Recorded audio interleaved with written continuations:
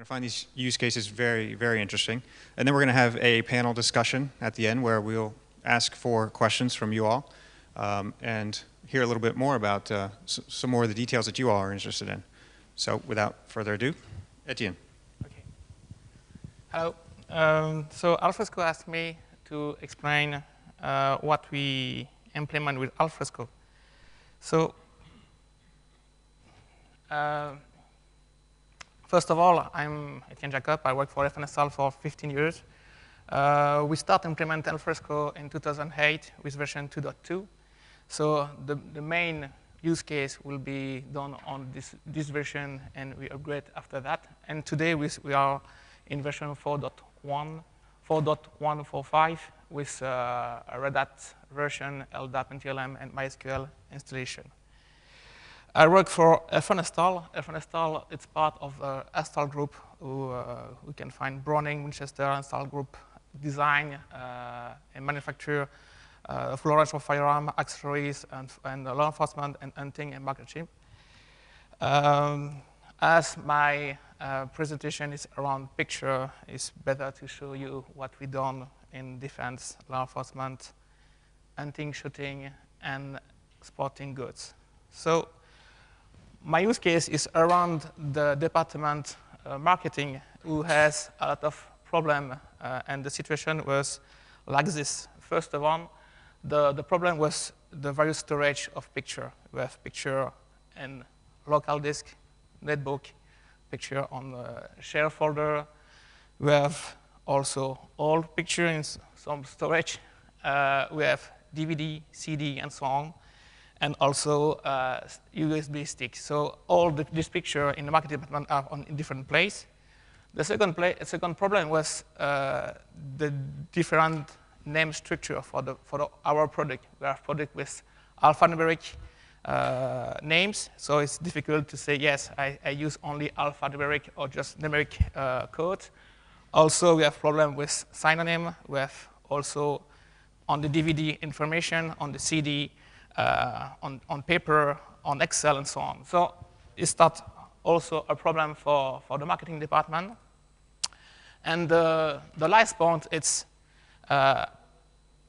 even if the problem is inside the department of marketing, if a guy, a salesman, wants to have a picture to present his offer to a customer, he asks to the department to have the picture and ask 1 day, 2 days, send an email, call the man, and so on and so on. And on the end of the week, he has the picture. So when he wants to make another offer, he don't do the same story. He keep his picture in his local drive or on his USB stick. So in this case, we can have problem because the product change. The accessories around the product can be moved or deleted by the sales. So we can have this kind of problem if the last product is like this. The people keep the old picture of the product. So to solution that, we implement Alfresco. First of all, yeah, all the picture now is from the digital camera, so it's easier to do that. The second point was to give information around the picture. For that, the marketing department defined a list of all words, metadata, they want to put around the picture. It's like that. The company, the product name, the family, and so on was put in the list. And like this, we can add metadata around the picture. For that, we use the exif IPTC metadata structure around the picture. All picture now from the camera, from the digital camera, have information inside the picture. It's not out of the picture, it's inside the file. So you can have, for example, for exif, you can have the product name. It's Canon 5, for example. It's also maybe the focus, the lens, and so on are writing inside the picture. We add also IPTC. With IPTC, we can add also some keywords around the picture. We can add also copyright information. So we use a software before use Alfresco for all picture, and we said, yeah, for all this picture, we said a keyword is Herstal, for example. For this one, it's product. For this one, it's this information, ammunition, less lethal. Like this, inside the picture, we have all this information right in the file. And we added also copyright information around the picture. After that, we're going to put the document in Alfresco. But if you upload the file, if you download the file, and you send to somebody else, he can read this information in the file, even if they don't use Alfresco. As I told you, we can, after that, we load the picture in Alfresco. So it's the screen from Alfresco Explorer. It's what you use at the beginning. We use also share to do it, or if it's a big package of file from a DVD and so on, we can use also FTP, and Alfresco, even if you use FTP, can read all information from the file and create all metadata from IPTC and EXIF information. So we like this, we have all the information stored in Alfresco in one place. There is no other way to find a picture is on Alfresco. There is two ways to find it. It's just by through the space and subspace and find the picture we want. Is put in Alfresco with family and subfamily and product and so on. Or you can use the search engine. And the search engine will make some customization around the search pages in Alfresco to add it three fields. It's IPTC keywords, so you can make a search with multiple value of keywords. You can make a search of the copyright, or you can make a search on the that time when the picture was done. So, for example, it's very interesting thing that even you put the document in Alfresco in 2010, maybe the picture was done in 2007. And this information is stored in the picture. So Alfresco can read it and use like metadata. So you can find exactly when the picture was done by the camera, not put only in Alfresco. About find when we put in Alfresco, we have the basic search engine that you can use also.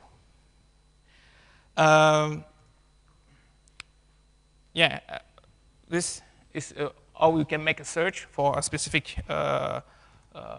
product, and the result in Alfresco Explorer is like this. So you can see with a specific view the image, go deeply and see information, or with Alfresco Share, we have this kind of presentation with version 4.1, but now with version 4.2, the presentation will be more easier and more better, but I have no version 4.2 installed in production, so it's why I show you that. The 4 points we use also during this project, it's the Browning side have a lot of picture, and this picture is also saved in the Alfresco.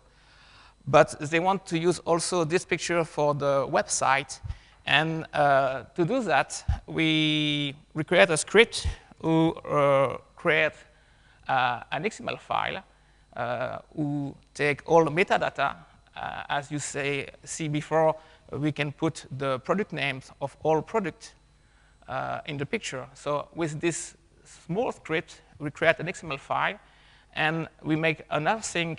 So in synchronization between Alfresco in our network and the server in the DMZ.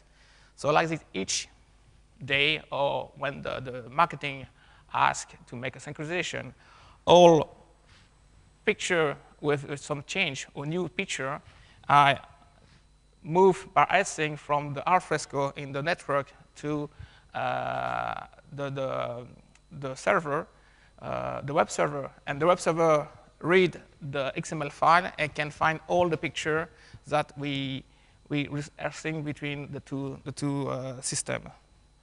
So like this, we have only one place to manage picture.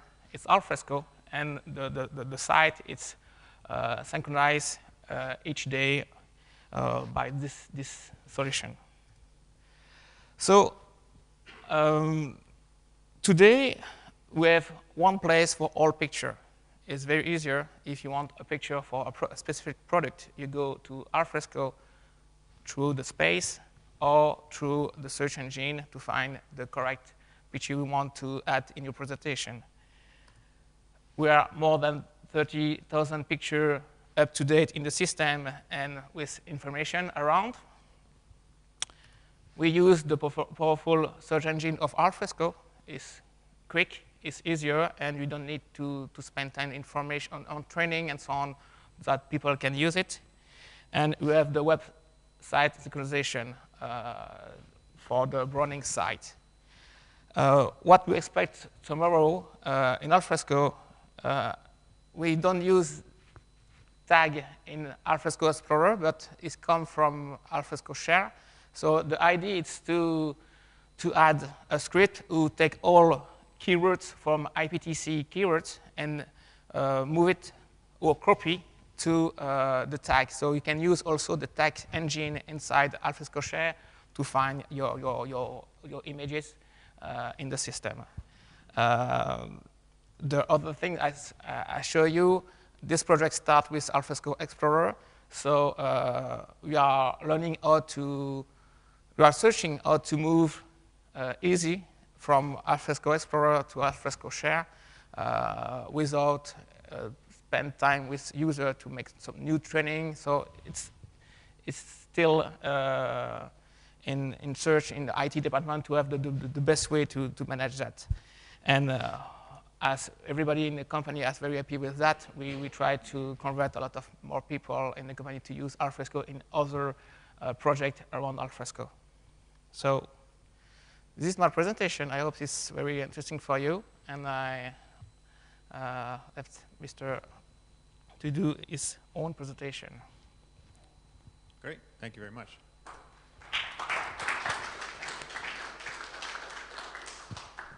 We've got to do a bit of computer switcheroo here.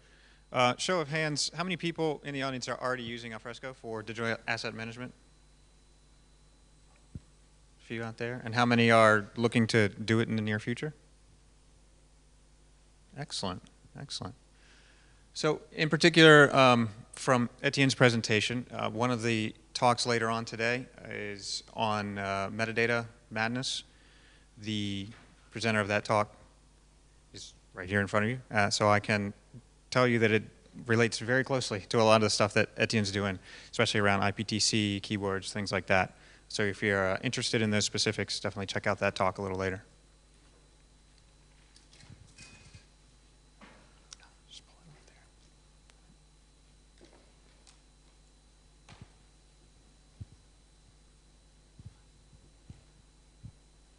So next we're going to hear from Silvio Cabiati on his implementation.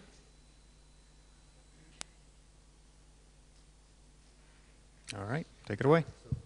Can you hear me?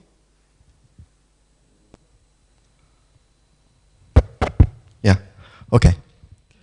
So I will show you a completely different case history from what Etienne shows us. It's how Buongiorno uses Alfresco as a backend in order to provide contents and in order to handle contents internally and to final users. Just a brief agenda. I will just introduce my company, me. I will show you what brought us to decide to use Alfresco in order to replace our old content repository, some metrics, and some technical slides in order to show you the process high level and to end from what our providers provide us until the website or whatever used in order to sell contents to our customers. And then I will tell you just some ideas that we have for 2014.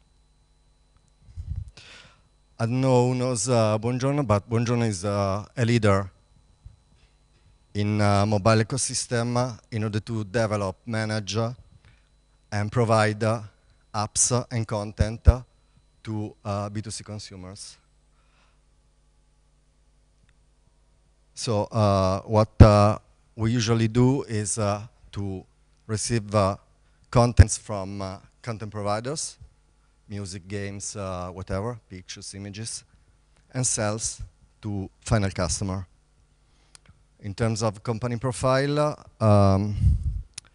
we had two merging acquisition in 2011.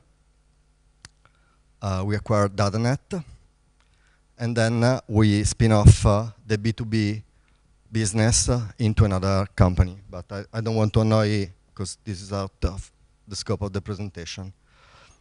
Just to tell you also that we have a direct connection with 100 and more telecom operators in order to sell contents to final users.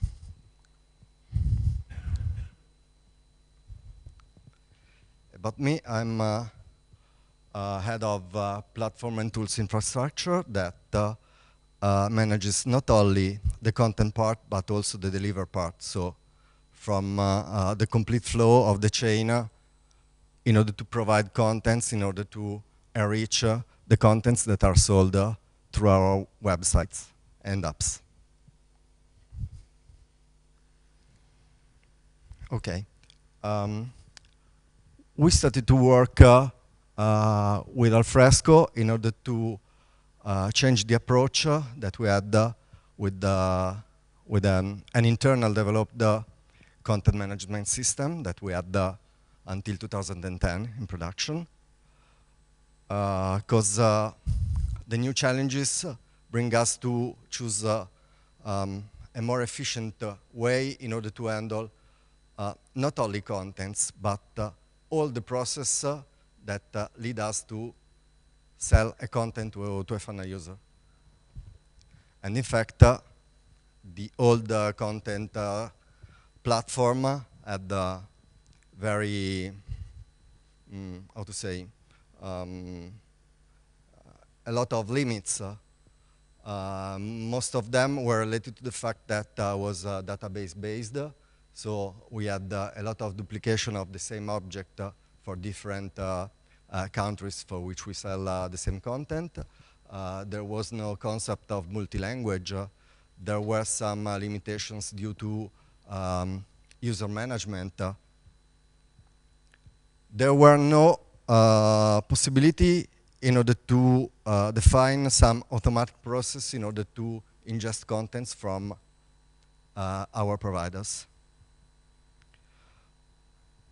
So, for these reasons, after scouting, we decided to move to use Alfresco.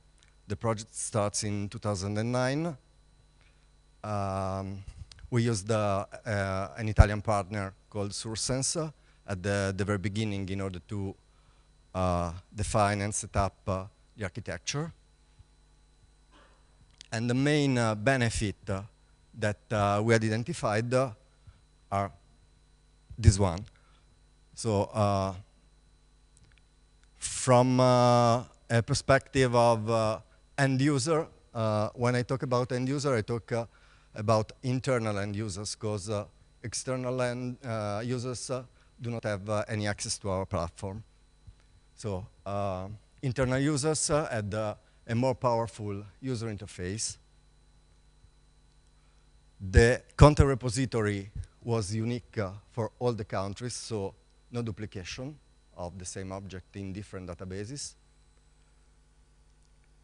We leverage on multi-language. We leverage on advanced search functionalities, and all the other stuff that is written in this slide.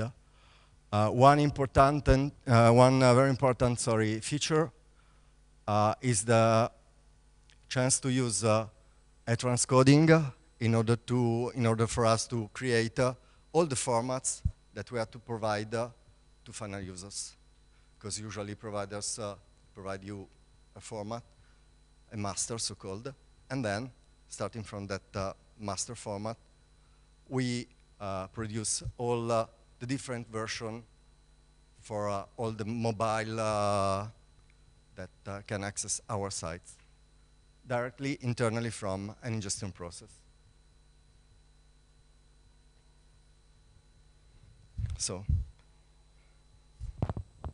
we have rebuilt totally the interface of Alfresco. It's a desktop-like environment.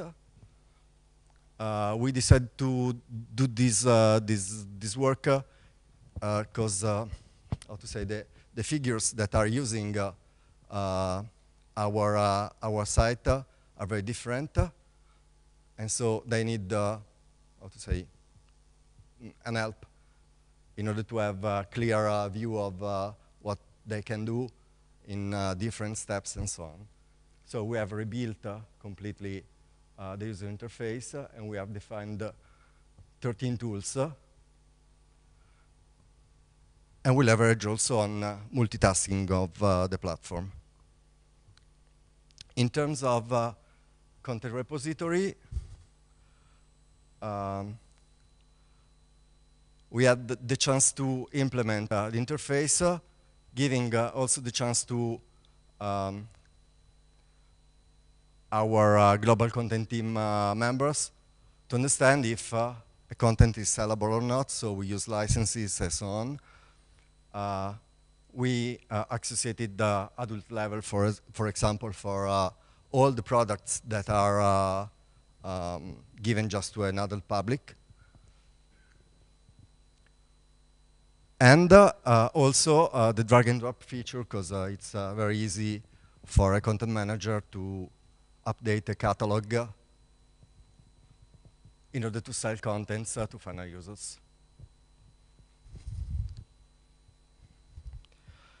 In terms of search, also in this case, we rely on the search engine of Alfresco, and we have increased the how to say, the functionality of the search, and we will say later on that we'll have a plan to migrate to Solar this year. Also, in terms of user management, we leverage on all the functionality that Alfresco gives us in order to have a complete segregation of permission depending on the role of the user.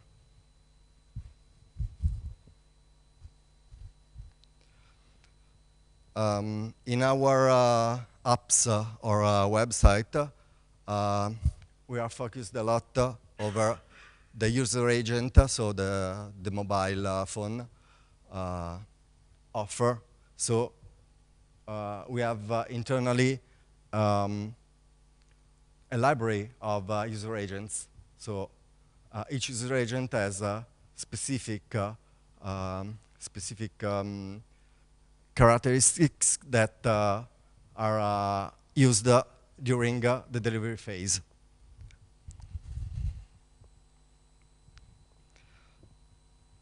One of the core that is used in order to handle all the process from providers to Buongiorno take the leverage of the using of workflows.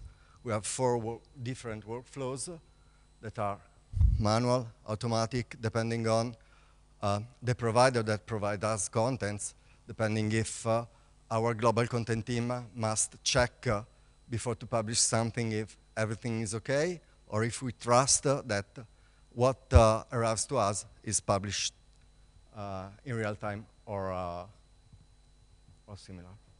We have a format workflow, we have a license workflow, because we have different licenses, we have different rules to be applied depending on the licensee.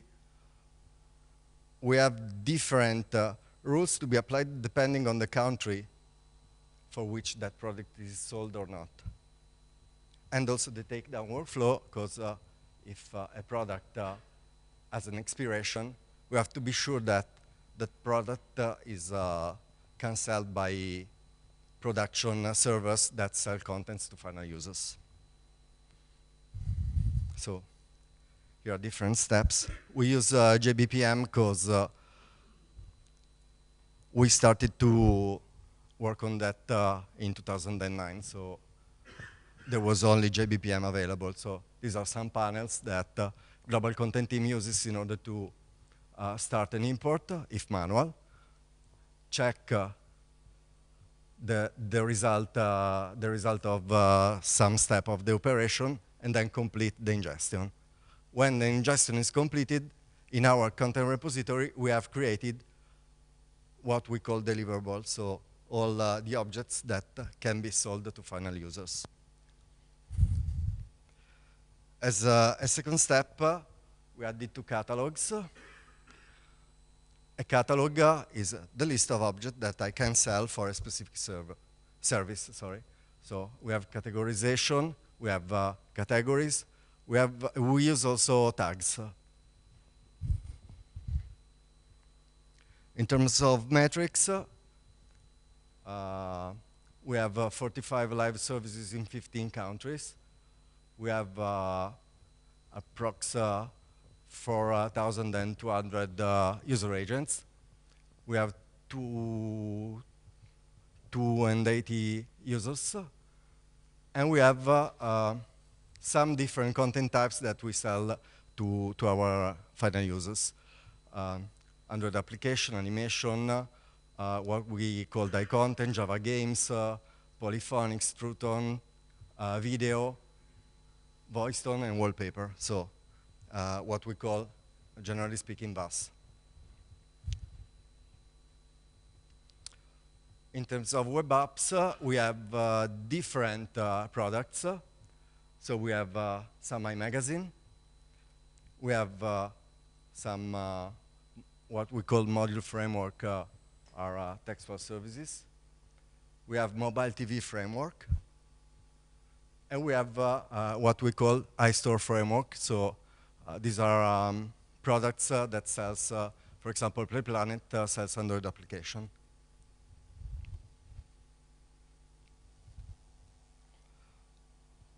In terms of DAM lifecycle, we can identify 4 main steps. So we have an ingestion process, automatic or manual, or semi-automatic. We have a catalog update in order to update the catalog for our customers. We have a process of publishing contents on front-end site, so leveraging on REST architecture that we built. There are some crons that daily or twice a day runs in order to refresh the catalog for the application that are using Alfresco in order to sell content. And then the fourth step is the object delivery through Ota. It's over-the-air server, so it's what we call over-the-air server. Is the delivery platform to deliver the content to final users. Okay, I want to cut, otherwise I will go too long. Yeah. So in terms of life cycle, we have the content providers that provide us master files and XML or any other textual source file. They use FTP in order to load this. Then an automatic or a manual ingestion starts and creates all the formats that are useful for our purposes. And then when deliverables are generated, they can be added into an existing catalog. Also, this step can be manual or automatic. It depends. For example, for adult services, we avoid automatic addition to a catalog because we must always check the content.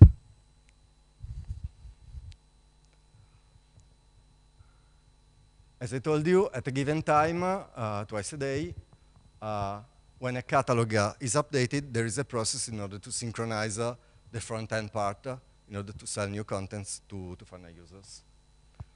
And when a download is requested by a final users, there is the process asks for our download server. So Ota calls are performed in order to complete the flow. Okay, I will just, this is the normal flow. So a customer requests something about a web, a WAP, or an app. And Alfresco relies here. So in terms of user agent recognition, in terms of content delivered to Ota server, and then our deliver server delivers a request to the final users. This one. Okay. During this year, we moved from Alfresco 3, to Alfresco 4.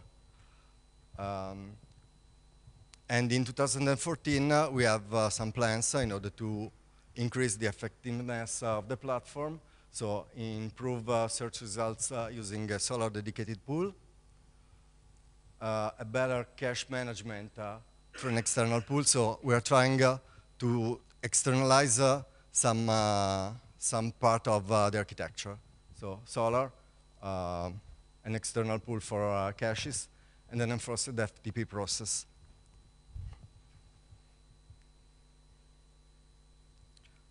This is just the last slide that describes the process. So we leverage on Alfresco. Then we have built our customization. We use Alembic in order to generate all the formats that are useful for our purposes, database, Solr, and so on.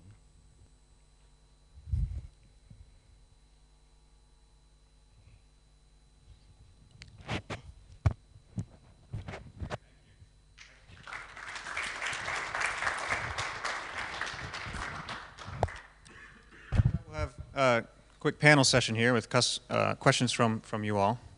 Again, fantastic presentations, and a lot of you are probably using Silvio's products, whether or not you know it. Anyone here using Etienne's products? Anybody I need to be sure not to take off? No?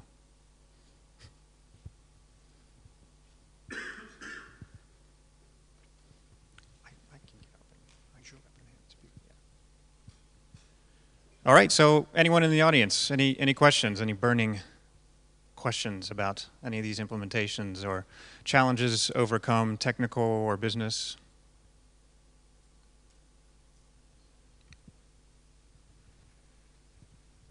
Sorry, we just have the one mic here.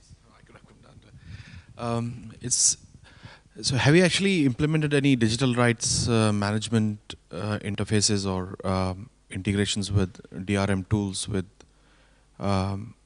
when you're storing digital content inside Alfresco? Have there been any existing best practices that you could point us towards?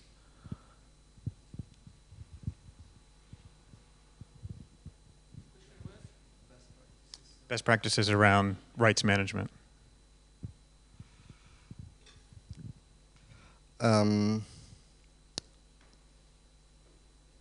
In terms of rights management, we have to adhere to all the requirements that different providers, different countries, different licensees force us to follow.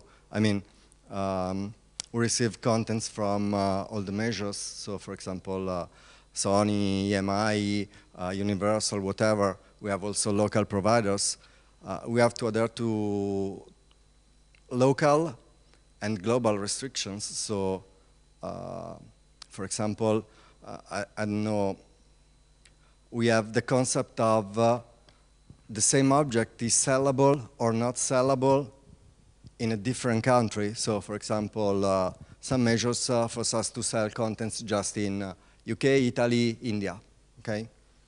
And there is a strict control of that, and we use rights management in order to check this. So it's done at ingestion level, okay? So it's automatic.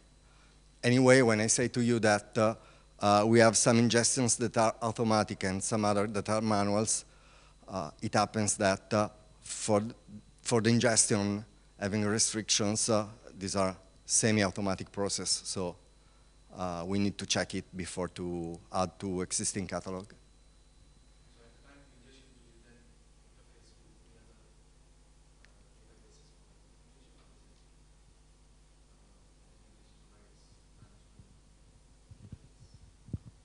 So the question was whether or not the Alfresco system interacts with external systems for gaining rights management information or any of that rights management control.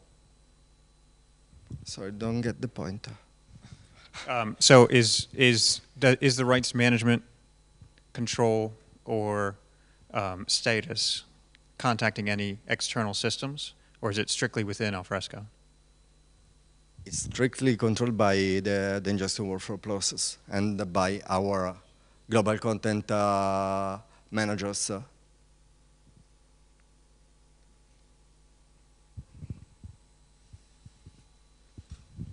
For us, it's a different story. We use Alfresco Insight, so we use LDAP synchronization for manage the right. Also, we don't use the right for on the file. We use groups on the folders, so it's better to manage it. And for each department, they have specific folders, and inside there is two parts. The public folders is for everybody in the company, so it's open for everybody. And the second part is for the department. In this case, there is a group from the LDAP is linked to it. In the first public part, there is a specific view. It's for example, for the IT department, where you put all projects in this on these public folders. Each folders is for a specific project. So it's the project chief who manage the specific folder. It's not the IT in the end who has to you need to call the IT department to manage the right.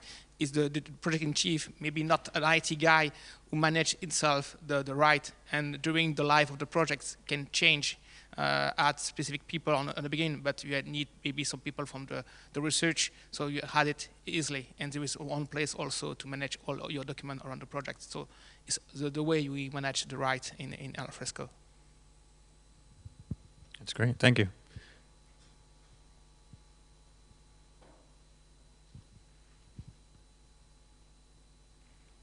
For those listening to the recording, I'm walking the mic across the room. Hi. I've worked with a few customers that are very interested in storing large libraries of images. And often a requirement that comes up is understanding if you've got a duplicate image. So a lot of companies will do a lot of image buying and will have a large library of images on different computers. I'm wondering if there's any recommended approach to identifying if people are uploading the same files. That's great, thanks. And that also ties back into rights management, because often in a larger organization, you may have rights for a particular department, and that does not necessarily convey to all departments. So even if you have bought it several times, you have the right to use it several times. I think it's most for him. So the question is how to manage the migration from your old storage to the system. To be honest, it's not in the IT. The IT is not in charge of that. So we create all the structure. We training the people for the marketing, and they start to grow one point by point by family products by new product in the beginning. They start new picture. They all want with all products. They keep it also and add metadata with I think it's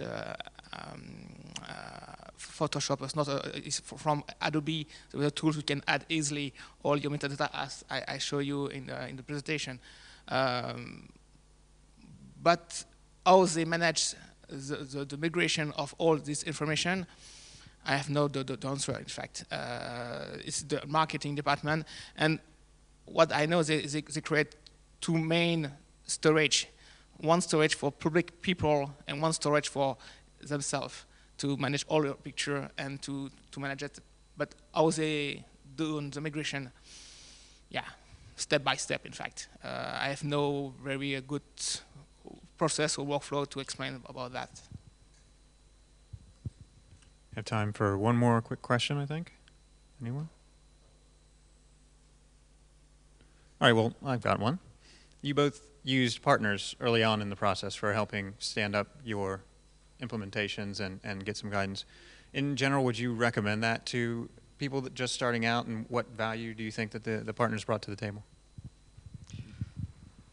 For my experience, yes, we use a partner in order to define properly all the architecture, because we're talking about 1 terabyte of data, actually, in terms of binaries, in terms of objects that we provide to final users, more than 8 million of nodes. So we had to leverage, for sure, over the experience of a partner. They suggest us the type of server, for example, how many cores for each server, which was the best implementation to adopt. Yes, it's something that I recommend to you. I mean, at least for a very, very big project, but I think that leveraging on partners is useful. For us, it's the same. I have a small team developer, so I can use one guy to manage all the time, to follow all new feature in Alfresco. So partners is work all the time with Alfresco. So my job is to maintain the tools and to follow the needs from the business, of the company. So when I have a needs from a company, I can ask to my partner to have the best solution, because he work all the time with Alfresco and of the new feature of Alfresco. And sometimes, yes, the solution is to make an upgrade of Alfresco. And in this case, also, we ask to the partner to follow us to make the operation. And it's good, for me, it's a good solution, because they have the good knowledge, they follow training and so on, and I can spend in my team a guide to follow all new feature and training for that. Great, thank you. Thank you both for coming here, and thank you for coming. Enjoy the rest of the conference.